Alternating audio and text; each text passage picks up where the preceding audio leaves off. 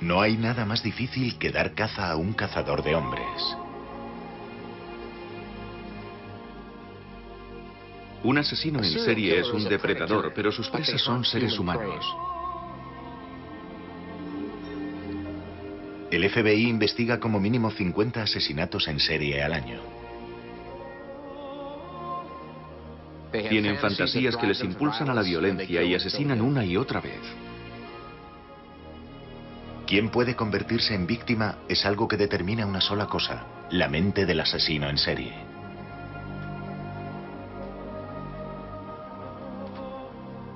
Un perfil es un retrato psicológico del asesino, una especie de mapa de la mente del homicida.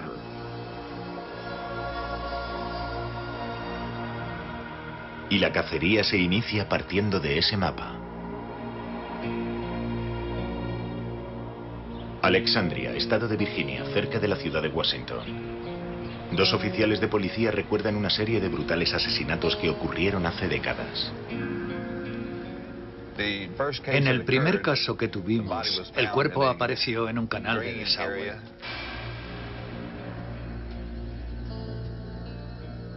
El detective Tom Morhead resume la historia del caso a su visitante. En el caso de la segunda víctima pasaron 6 semanas desde la denuncia de su desaparición hasta que la encontramos, aunque su coche apareció de inmediato.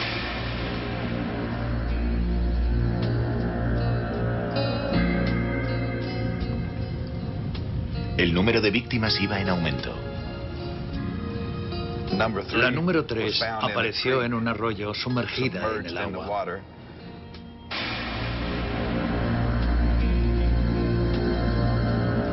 Hubo abusos sexuales en todos los casos.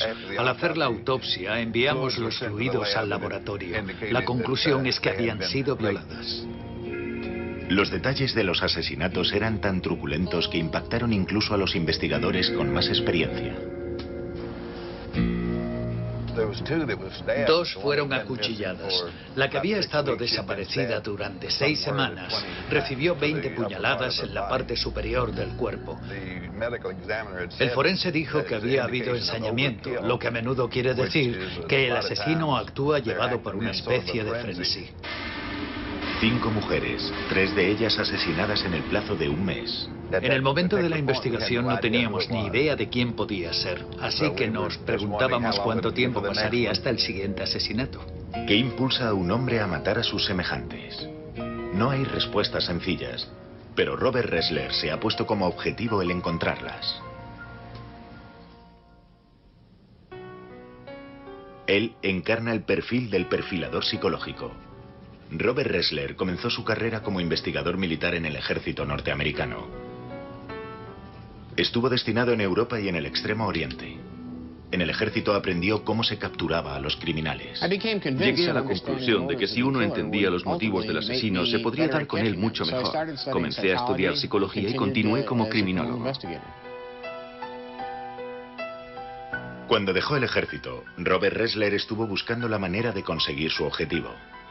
Quería trabajar para los mejores, y eso significaba el FBI. Pensé que aquí podría combinar mi conocimiento del comportamiento criminal y la psicología. Me interesaban especialmente los asesinos en serie, porque pensaba que en su caso la psicología tenía un papel fundamental en el cómo y el porqué de sus crímenes. Cuando Ressler entró a formar parte del FBI en 1970, su interés por la psicología moderna no se vio con buenos ojos. El FBI era un lugar donde contaban las pruebas concretas. A pesar de la oposición interna, Ressler elaboró un plan para estudiar el comportamiento de los asesinos en serie. Lo llamó perfilar.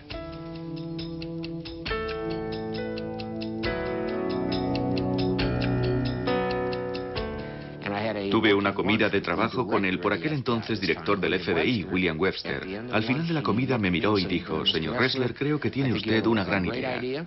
Quiero que trabaje con profesores universitarios, con los mejores expertos ajenos al FBI, y quiero que este programa tenga éxito. Así se puso en marcha.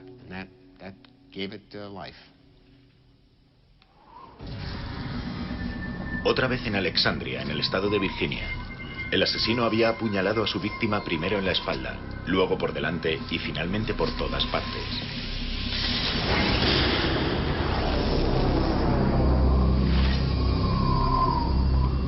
En el depósito de cadáveres es donde Robert Ressler busca las pistas.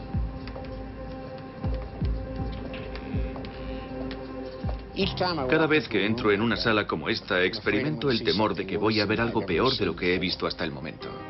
Descubrí desde el principio que hay dos tipos de asesinos en serie, los organizados y los desorganizados. Simplemente observando el lugar del crimen y cómo están los cuerpos, puedo establecer una buena base para elaborar un perfil.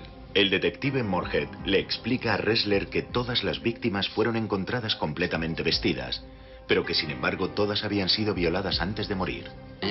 Si llevan la ropa bien puesta, diría que el asesino les ha ordenado que se vistan ellas mismas. Si la ropa está mal puesta, eso indica que el asesino las vistió después de la muerte. El hecho de que sea de una forma o de otra permite un primer acercamiento a la mente del asesino. Robert Ressler destaca ese revelador detalle. Si el asesino fue capaz de ordenar a las mujeres que se vistieran, delataría a alguien que tenía el control de sus actos, el suficiente como para planear el asesinato, una mente organizada para el trabajo. Siempre se comienza de esta manera, encontrando un rastro y siguiendo la pista del asesino en serie.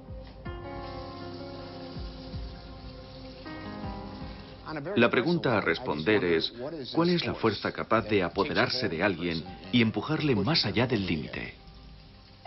Robert Ressler ha estado persiguiendo esa maldad desde que cumplió los 9 años. Detenedme antes de que mate otra vez. No puedo controlarme. Palabras garabateadas con un pintalabios en una pared por un asesino desesperado. Chicago, 1946, una ciudad atenazada por el miedo.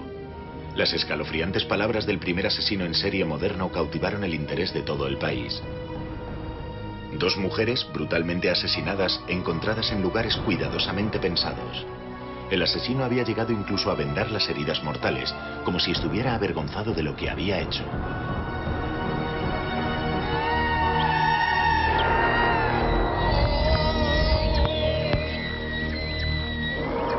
Me vino a la cabeza que yo debía haber hecho algo. Y me di cuenta de que debía tratarse de una niña.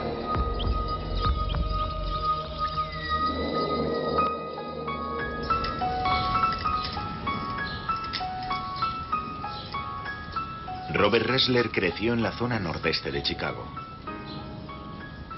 Es bueno estar de vuelta en Chicago. Todavía mantiene contacto con su viejo amigo Philip Kozlowski. Juntos recorrieron las calles del barrio cuando eran niños. Era un caluroso y largo verano cuando una serie de asesinatos aberrantes, conocidos como los asesinatos del Pintalabios, estremecieron a la ciudad. Los niños sintieron tal curiosidad que formaron su propia agencia de detectives. Su misión, capturar al asesino del Pintalabios. La idea surgió de una película que habíamos visto en la que unos niños eran detectives, así que decidimos hacer lo mismo.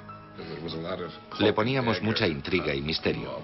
Usábamos barbas falsas y gafas oscuras, sin las que considerábamos que ninguna organización de espionaje que se precie puede pasar.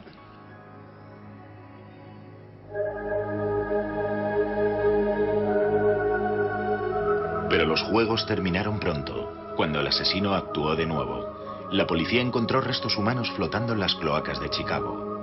La víctima fue identificada. Se trataba de Susan Degnan, de 6 años. La habían raptado de su casa. Había sido asesinada y mutilada. Aquello paralizó a la ciudad de Chicago. Había varios elementos terroríficos.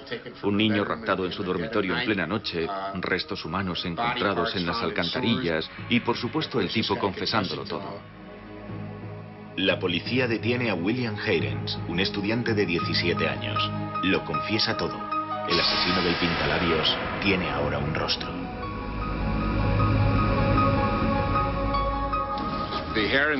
El caso Heirens tuvo un tremendo impacto en la población de Chicago. En tu caso te llevó de hecho a intentar introducirte un poco en la mente de esa persona y descubrir las razones por las que lo hacía. Y luego eso te condujo hacia la carrera que acabaste por elegir. Así es. El asesino del pintalabios suscitó mi curiosidad y eso nunca me ha abandonado. Yo quería entender a la gente que era como William Heirens. Heirens entraba en los apartamentos de mujeres jóvenes. Cuando le sorprendían, asesinaba casi sin pensarlo. Matar no era una satisfacción, era un mal necesario. El hecho es que sufría un verdadero impulso obsesivo-compulsivo que lo llevaba a efectuar esos robos, y se hizo tan fuerte que ya no podía resistirse a él. La pregunta era, ¿sufren estos asesinos impulsos irresistibles o se trata de una compulsión ante la que deciden no resistirse? El joven Ressler estaba fascinado. Tomé una decisión, quería convertirme en un detective de verdad. ¿Te acuerdas de aquel tipo que solía llevarnos la compra a casa? El hombre que llevaba la compra a casa de los Ressler no era otro que uno de los más terribles asesinos en serie de nuestros tiempos.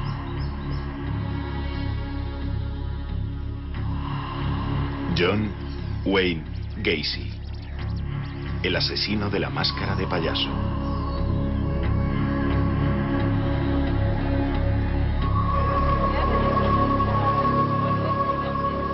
Los payasos asesinan con impunidad. 1978. John Wayne Gacy era un ciudadano respetado en la ciudad de Chicago. Durante los fines de semana solía entretener a los niños con un traje casero de payaso. Nadie sabía lo que realmente ocultaba la máscara. Gacy y yo crecimos en el mismo vecindario. Estuvimos juntos en los Boy Scouts. A veces me pregunto cómo terminamos en lados opuestos de la ley.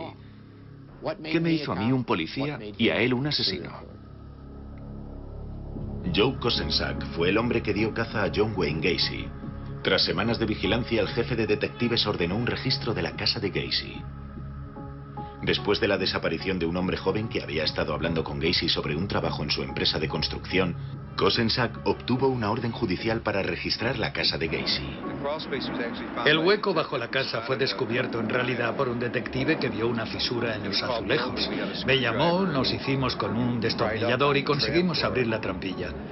En aquel momento no sabíamos que se trataba de una trampilla, pero todo el suelo de ese armario se levantaba. Y entonces vimos que se trataba del acceso a un hueco bajo la casa.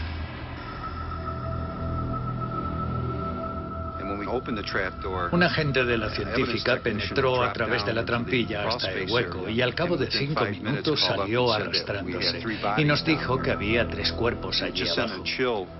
Todos sentimos un escalofrío al pensar que podía haber un número indeterminado de cuerpos. Es algo sobrecogedor.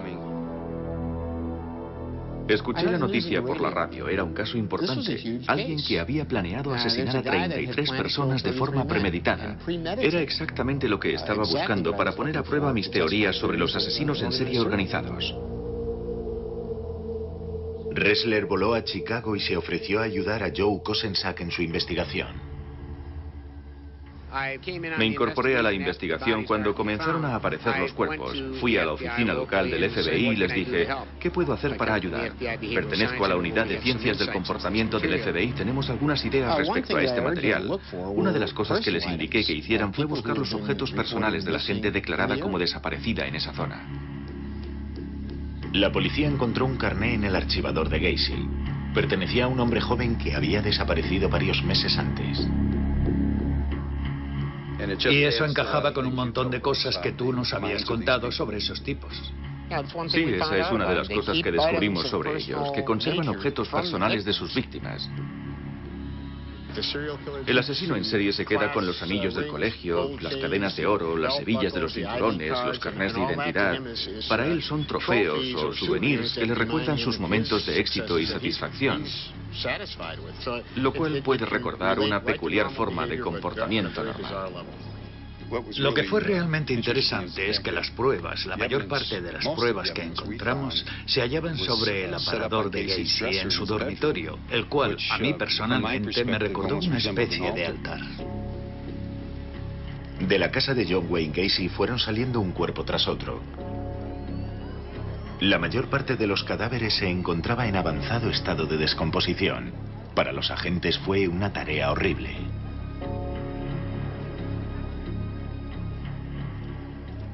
¿Qué le había hecho a aquellos chicos? Era como encontrarse en mitad de la peor pesadilla. La violencia de los crímenes era simplemente horrenda. Muchos de los policías sufrieron depresión porque nunca habían visto a personas torturadas y asesinadas de esa manera. Tiempo después, mientras estaba celebrando la cena de Nochebuena con mi familia, me vino a la cabeza el pensamiento de que había 33 chicos que jamás volverían a celebrar una Navidad. Y yo estaba con mi familia. Lo que había visto era sencillamente devastador. La casa de Gacy fue completamente desmantelada. Hoy se levanta un nuevo edificio en ese solar. Este es John Wayne Gacy camino de los juzgados. Se convirtió de manera instantánea en el asesino en serie más famoso de Norteamérica.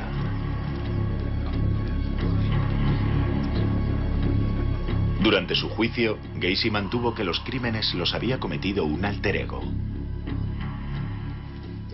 Puede que eso fuera una mentira, pero encajaba con mi convicción de que incluso un asesino en serie organizado puede disociarse de sus crímenes. Gacy aguardó en su celda el veredicto, pero no hubo sorpresas. Fue condenado a muerte.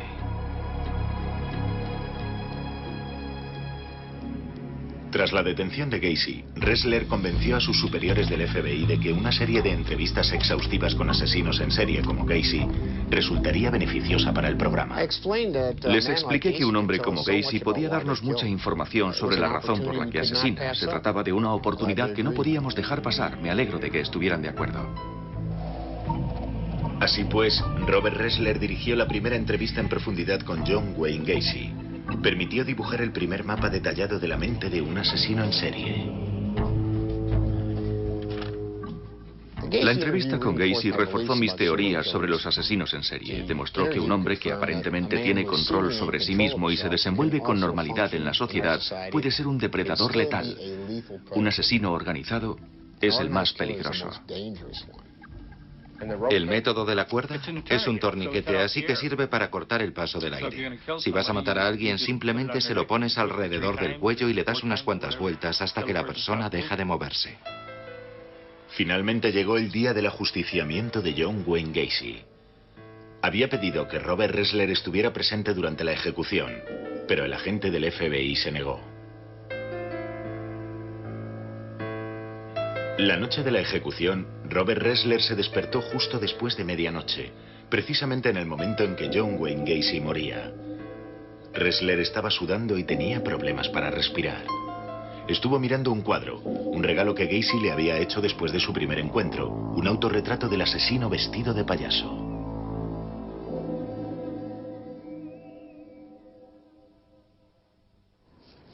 Otra vez en Alexandria, Virginia. El asesino había estrangulado a su siguiente víctima solo con sus manos.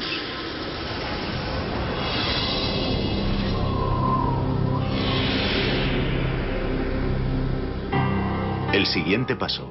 Para comenzar a elaborar un perfil del asesino de Alexandria, Ressler busca inspiración en los horrores de los archivos de sus viejos casos. Tienes que ver el lugar sucio y peligroso en el que viven sus mentes. Tienes que pasar mucho tiempo allí. A veces cuesta cerrar la puerta cuando la dejas. Para empezar, Ressler reúne las pruebas que sugieren un denominador común. Las mujeres tienen todas aproximadamente la misma edad y la misma apariencia. Las circunstancias de sus desapariciones son todas similares.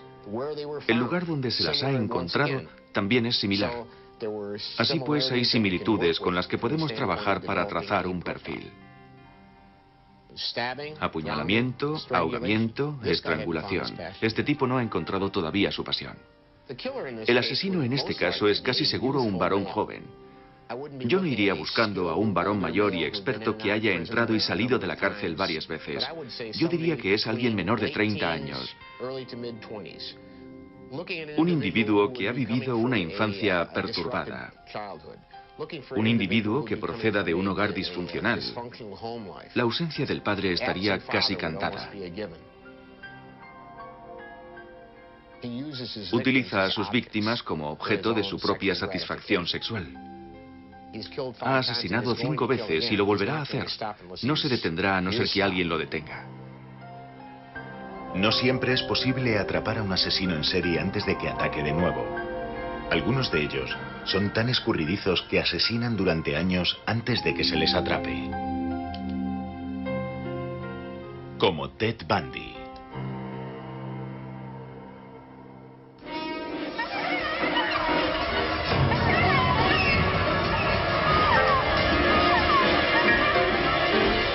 Era como salir de un trance o sueño horrible.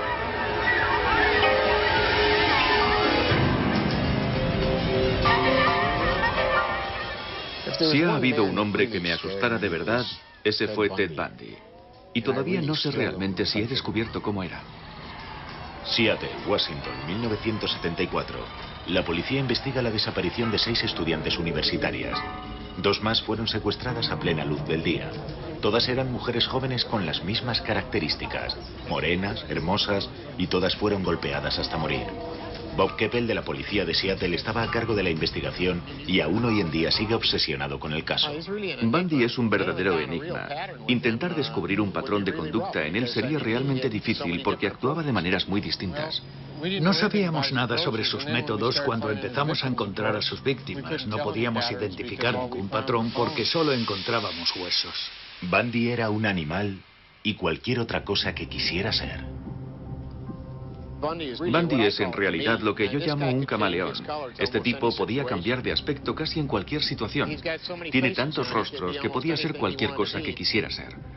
Podía estar en un campus universitario haciéndose pasar por un joven profesor adjunto. Podía pasar por un loco del esquí.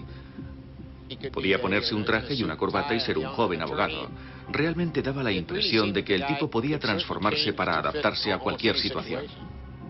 Uno de sus trucos favoritos para atraer a sus víctimas. Bundy se ponía un brazo en cabestrillo y dejaba caer unos libros. Les pedía a las jóvenes que se los recogieran. Entonces las golpeaba con una barra, las arrastraba hasta su coche, abusaba de ellas, las torturaba y las asesinaba, y luego escondía sus cuerpos en el bosque. Chicas con bikini, pelo largo, menudas, ese era su estilo de víctima. He llegado a tener la sensación de que él mismo era un perfilador experto que había elaborado un perfil de sus víctimas. Daba la impresión de que en un grupo como el que estás describiendo era capaz de elegir a las más vulnerables. La elección de las víctimas nos dice mucho sobre el asesino. Bundy era un paradigma de ese asesino organizado. Necesitaba chicas que se parecieran. Puede que resulte un poco más fácil entender a un asesino como Bundy porque tiene un plan maestro, pero hasta que no conoces ese plan son tan difíciles de pillar como un asesino psicótico. Cuando le pidieron a Ressler que ayudase a diseñar el cartel de Se Busca, tuvo la posibilidad de avisar a las mujeres jóvenes y atractivas que encajaban en el perfil de Bundy. Cuando finalmente detuvieron a Bundy en 1978, Bob Keppel y Robert Ressler fueron de los pocos agentes de seguridad que pudieron interrogarle. Es el tipo de persona en cuya cabeza solo puedes entrar cuando él está preparado para ello. Intentamos ir allí y hablar con él a su nivel o un poco por debajo de su nivel, porque nos avisaron de que si llegábamos a una situación en la que pareciera que estábamos siendo condescendientes, se cerraría del todo. Siempre me asustó que él se metiera más en mi cabeza que yo en la suya. Todavía sigo sin saber con exactitud quién llevaba el control y eso me sigue molestando hoy. Bundy era un maestro en su juego.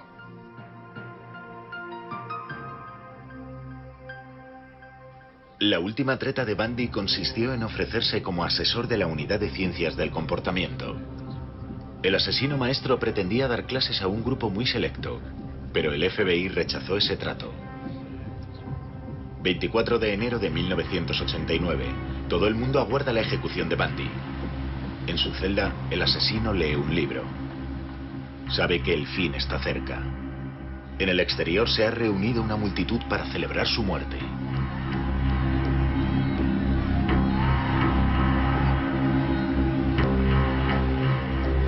Cuando después de su muerte los guardias limpiaron su celda, encontraron uno de mis libros sobre asesinatos en serie.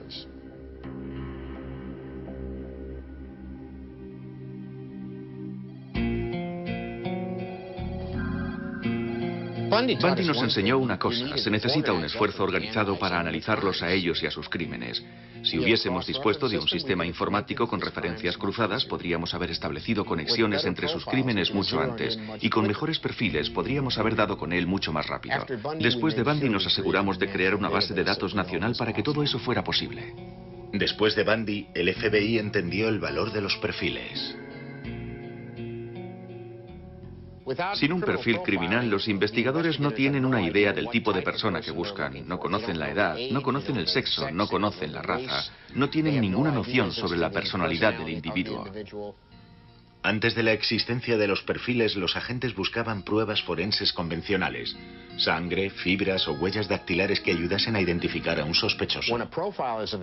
Cuando disponemos de un perfil, se le da al investigador la oportunidad de tomar un atajo y localizar al sospechoso más verosímil, el cual a menudo resulta ser tu asesino. ¿Cómo fue quitarles la vida a esas mujeres? Ella salió del coche y comenzó a correr. Yo salí y eché a correr tras ella. Corrió hasta una carretera en la que había un bosque. La apuñalé por la espalda y cayó al suelo. Creo que la apuñalé 4 o 5 veces más.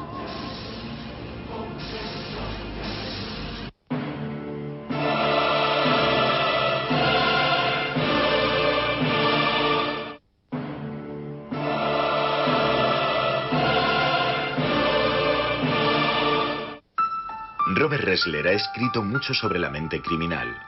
Su experiencia con los asesinos en serie más famosos configura el núcleo de su forma de elaborar perfiles. Todo se reduce a clasificarlos en organizados y desorganizados. Gacy y Bundy trazaban un plan, sabían cómo satisfacer su impulso para matar y elaboraban un plan en ese sentido. Higgins actuaba por compulsión, no había un plan. Todo esto me enseñó una cosa, que puedes clasificar científicamente a estos monstruos. El investigador busca la tarjeta de visita que el asesino deja en la escena del crimen.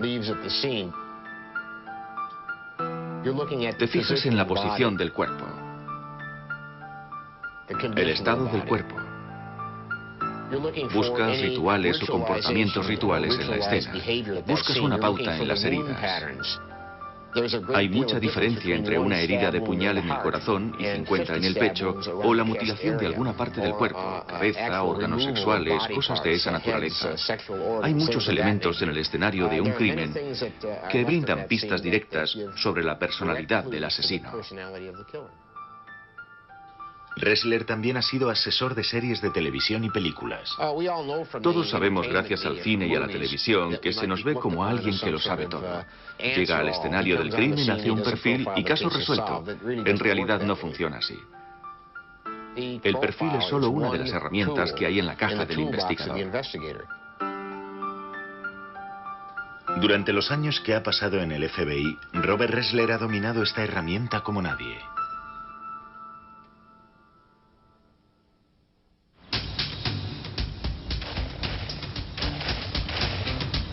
Academia de Entrenamiento del FBI en Quantico, Virginia. Desde 1976, este es el lugar en el que Robert Ressler, John Douglas y otros veteranos de la Unidad de Ciencias del Comportamiento han enseñado a los jóvenes agentes del FBI el arte de elaborar perfiles. Aquí, Ressler ha contribuido a la formación de generaciones de analistas. No somos trabajadores sociales, no somos psicólogos, no somos psiquiatras. Tenemos algunas nociones en este tipo de materias. Ressler fue un pensador muy original en el terreno de la psicología criminal.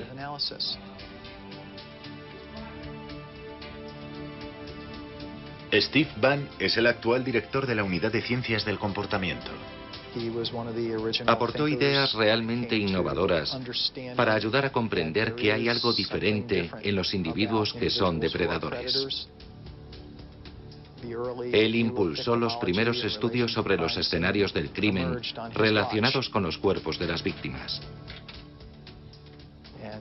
Y contribuyó decisivamente al concepto de perfil tal y como lo conocemos hoy en el FBI. El FBI sigue en deuda con Robert Ressler y su trabajo.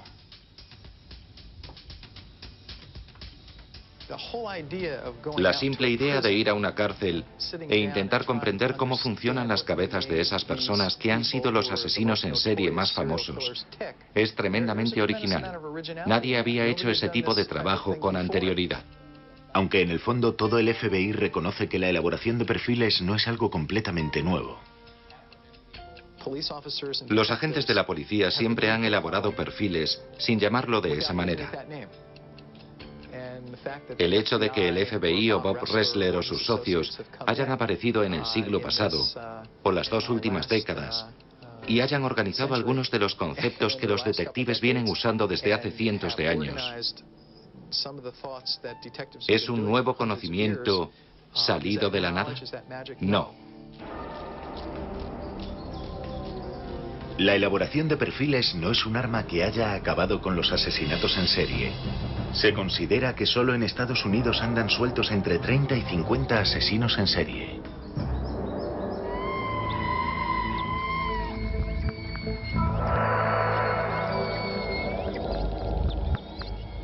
Siempre supe la diferencia entre el bien y el mal, pero aún así no pude dejar de actuar.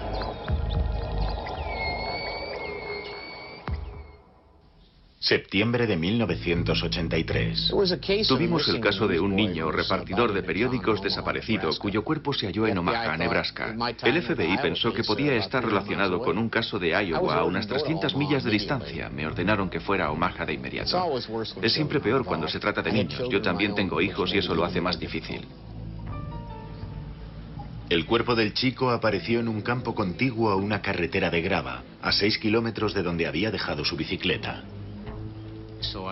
Me ordenaron que ayudara a las fuerzas de seguridad locales y al FBI que elaborase un perfil criminal y un análisis criminal para ayudar en la investigación. Cuando el agente local del FBI me llevó al escenario, me fijé en la ubicación del cuerpo, justo al lado de la carretera sobre la hierba. Ressler percibió que el asesino no se había molestado en deshacerse de su víctima en un arroyo cercano. Esbocé un perfil previo. El individuo era probablemente una persona joven, quizá no muy fuerte, que encontraba difícil acarrear un peso muerto y posiblemente había abandonado el cuerpo antes de lo planeado. Al mismo tiempo tuve la sensación de que se trataba de un principiante, que no nos enfrentábamos a un asesino en serie con experiencia, sino que posiblemente se trataba de su primer crimen. Robert Ressler se puso a trabajar y redactó su primer borrador. En mi perfil expuse, el autor del crimen debe tener un problema sexual crónico, con experiencias sexuales extrañas y pervertidas a lo largo de su vida.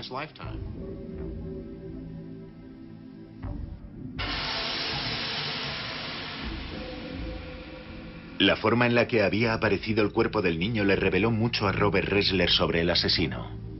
A pesar de que había una aparente motivación sexual, no había acto sexual, no había indicios de penetración en el joven, su ropa interior estaba intacta.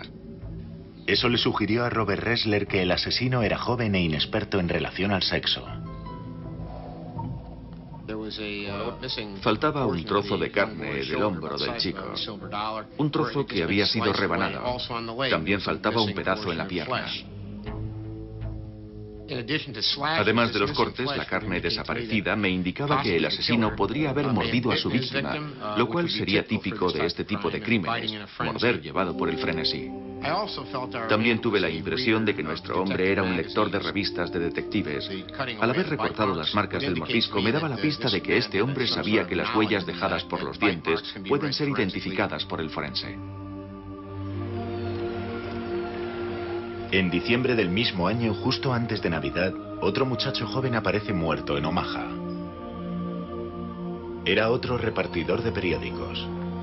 El chico había desaparecido durante las primeras horas de la mañana.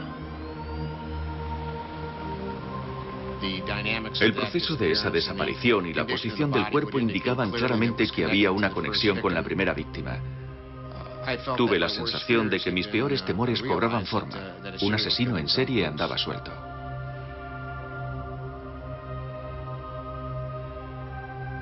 El segundo asesinato había sido diferente del primero en un aspecto crucial.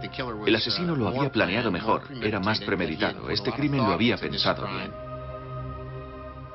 Obviamente se había recreado cortando y mutilando a la víctima. Todo ello me indicaba que el asesino estaba disfrutando con su labor y que de hecho lo iba a hacer otra vez. Robert Ressler sabía que si quería evitar más asesinatos tenía que elaborar un perfil mejor. Revisé mi primer perfil. Ahora tenía la impresión de que el asesino residía en la zona de Bellevue o más probablemente en la base aérea. Ressler llegó a esa conclusión porque el asesino había demostrado estar demasiado familiarizado con el entorno y porque parte de la cuerda con la que había atado a sus víctimas era utilizada solo por el personal de las fuerzas aéreas. Me encontraba en casa cuando sonó el teléfono. Mi esposa contestó y me dijo que el FBI me llamaba desde Omaha, Nebraska. Me dio un vuelco al corazón porque pensé, oh no, otra víctima. John Juber, 21 años, 1,70 m, 74 kilos de peso. Un técnico de radar de escasa graduación de la base aérea. El agente me dijo por teléfono que habían encontrado a un buen sospechoso. Estaba bajo custodia y encajaba con numerosos aspectos de mi perfil. La policía había hecho el seguimiento de un sospechoso que vivía en la base aérea. Cuando registraron la habitación de Juber encontraron 24 revistas de detectives. Se confirmaba incluso este pequeño detalle del perfil de Ressler. Mi perfil ayudó en la captura del asesino y eso me llenó de satisfacción. Di en el clavo con las revistas de detectives. Pero todo el asunto era terrorífico porque era solo un muchacho. Este caso me afectó más que otros, no solo por mi relación directa con su captura, sino también porque me mostró que los mecanismos de una mente criminal se aplican al margen de lo joven que sea el asesino. John Juber fue ejecutado en la silla eléctrica por los asesinatos de los 2 chicos repartidores de periódicos. El caso de Alexandria sigue abierto. El asesino mantuvo bajo el agua a su siguiente víctima hasta que ella dejó de forcejear.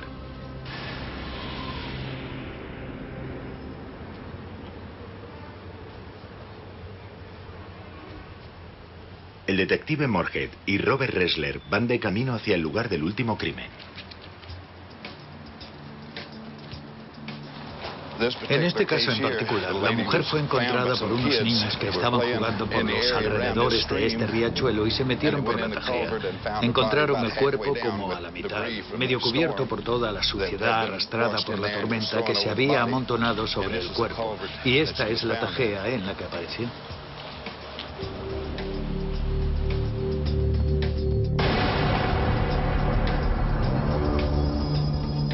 Este es el lugar en el que el asesino acabó con su última víctima. A veces da la sensación de que el asesino sigue aquí. Es escalofriante, es aterrador. A veces me pregunto si no estoy llegando demasiado lejos. Todo estribaba en tener el control absoluto. ¿Por qué y de dónde surgía? No lo sé.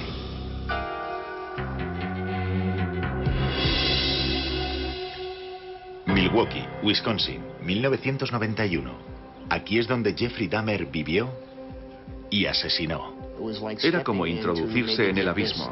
Aquí teníamos un pequeño apartamento en el que habían acontecido los peores horrores que el hombre pueda concebir.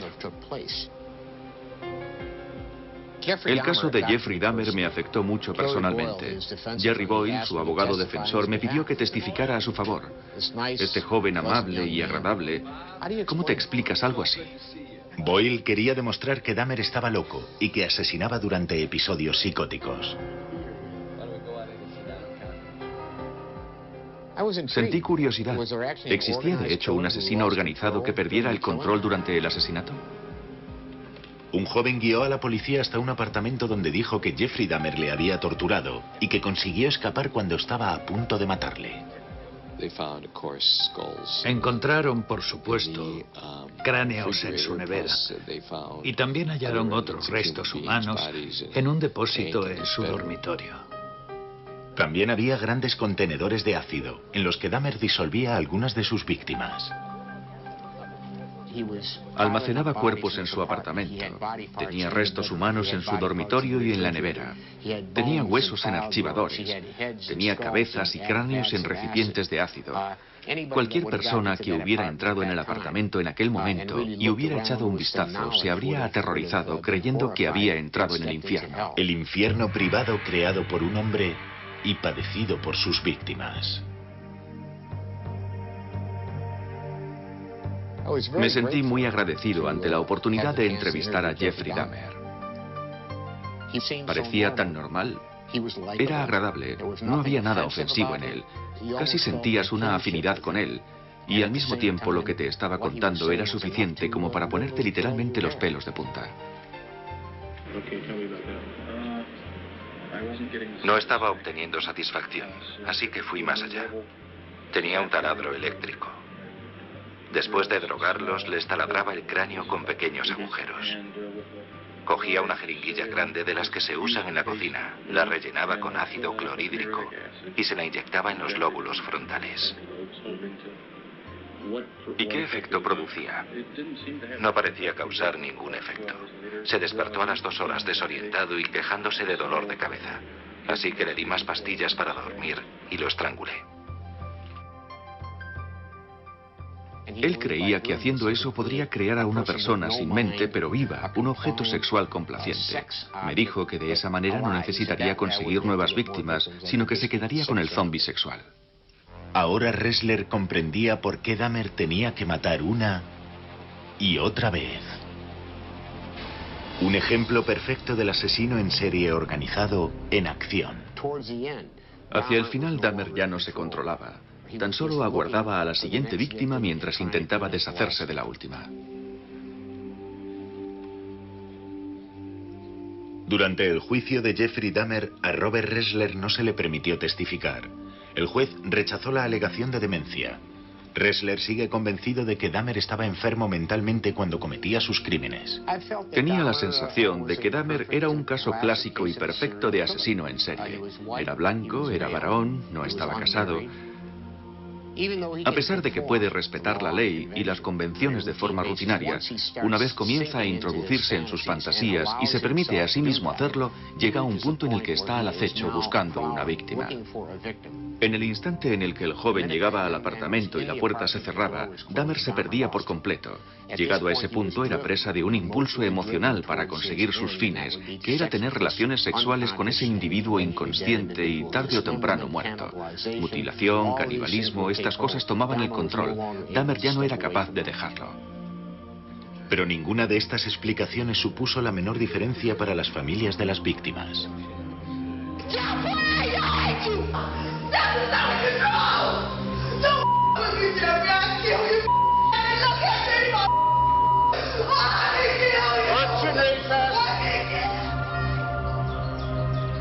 El caso de Jeffrey Dahmer era especial. Me invitó a entrar en su mente y de repente lo inexplicable se volvió explicable. Los Bob Ressler de este mundo, si no tienen cuidado, pueden acabar en un pésimo estado mental. Lo que están intentando hacer como algo bueno puede convertirse en algo malo para ellos, porque puede tener el efecto de cambiar su espíritu mismo, su esencia.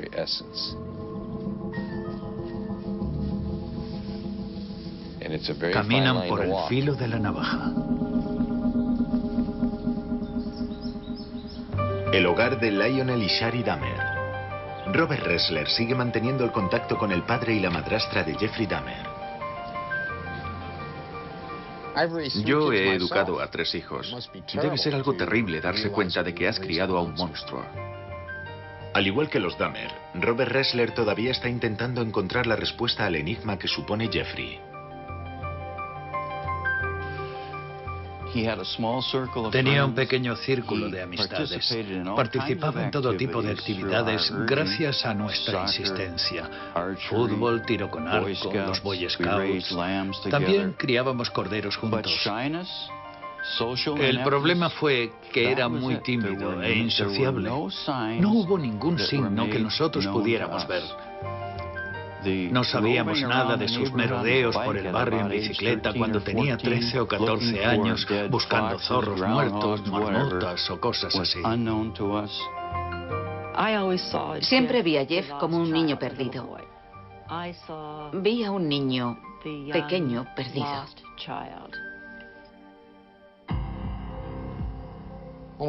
Cuando nos sentamos a hablar, me sorprendió lo rápido que se abrió Jeff Dahmer.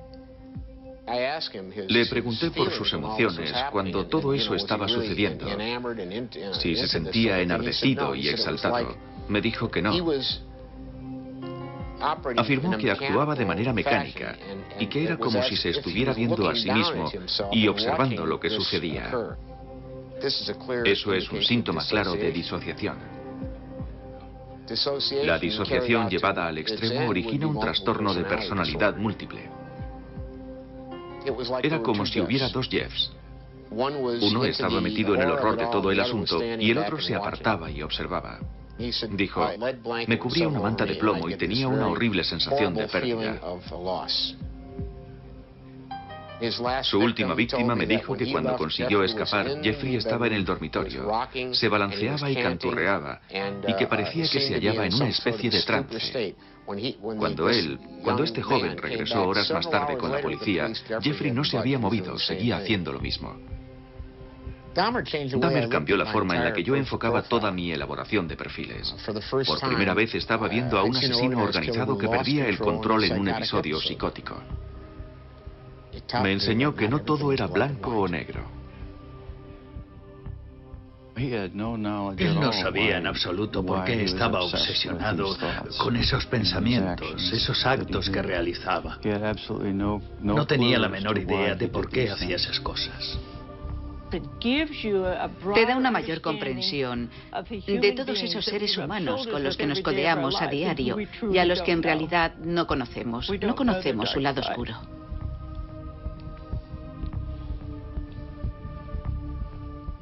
Dolor y confusión. Las víctimas y sus familiares lo conocen bien. Incluso el especialista no es inmune.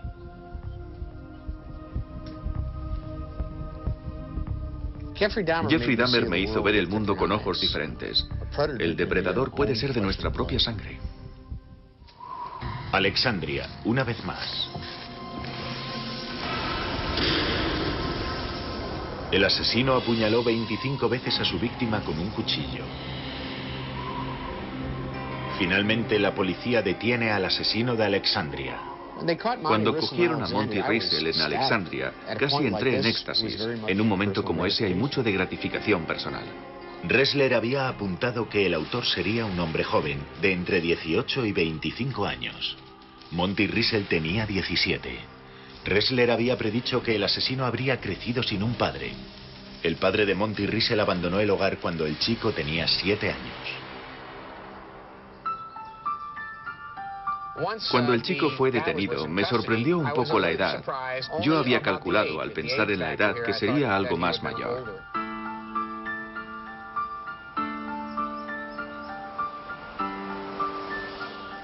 En cierto sentido, esto es el final. Has estado trabajando en algo que ya puedes archivar, pero lo más importante es que ahora tienes la posibilidad de sentarte con el individuo, de hacerle preguntas. En cierto sentido, se convierte en una validación del perfil que has elaborado. ¿Has tenido razón? ¿Has dado en el clavo?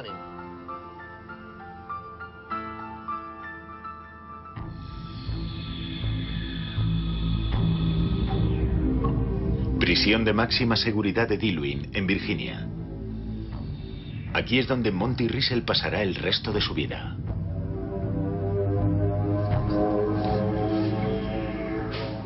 Siempre te preguntas, ¿cómo va a ser el encontrarte con un hombre sobre el que ya sabes tantas cosas?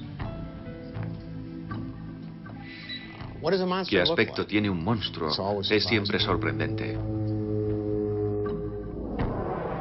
Una vez más, Robert Ressler se dispone a bucear en la mente de un monstruo.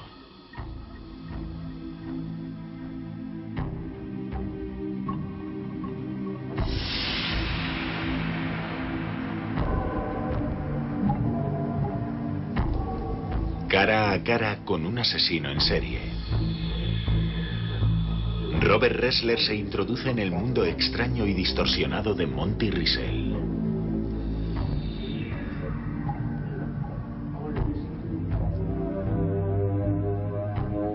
¿Cómo fue quitarles la vida a esas mujeres? Ella salió del coche y comenzó a correr. Yo salí y eché a correr tras ella. Corrió hasta una carretera en la que había un bosque. La apuñalé por la espalda y cayó al suelo. Creo que la apuñalé 4 o 5 veces más.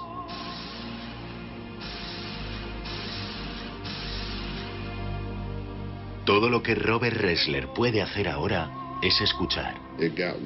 Se fue haciendo peor con cada una. No solo en cuanto a la violencia. Te ibas volviendo más autoritario. Ya no negociabas. Más autoritario, más exigente, con más necesidad de poder. Buscaba el control total, la dominación. Tenía poder para controlar a otro ser humano. Y eso hacía que me sintiera invencible. No estabas buscando a nadie en concreto, ¿verdad? No, simplemente fue la emoción del momento. Estaba paseando y llevaba todas esas cosas en mi cabeza. Y me dio la impresión de que algo se rompía en mi interior. Simplemente tuvo la mala suerte de que yo estaba allí cuando ella volvía a casa. El trabajo de un psicólogo criminal termina aquí, dentro de la mente de un asesino. Tiene algo de magia. Es como si dispusiera de una llave o de una ventana, a través de la cual puede mirar. Y cuando mira puede ver lo que alguien está haciendo.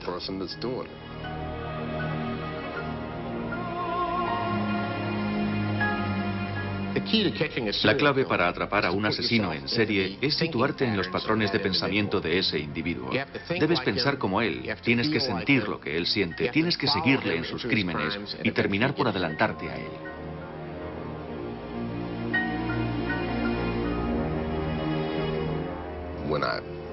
Cuando le hago un dibujo o le explico qué es lo que sucedió, parece estar allí. Puede visualizar lo que le cuento. Y al hacerlo, se introduce en mi cabeza y puede ver a dónde voy o lo que estoy a punto de hacer.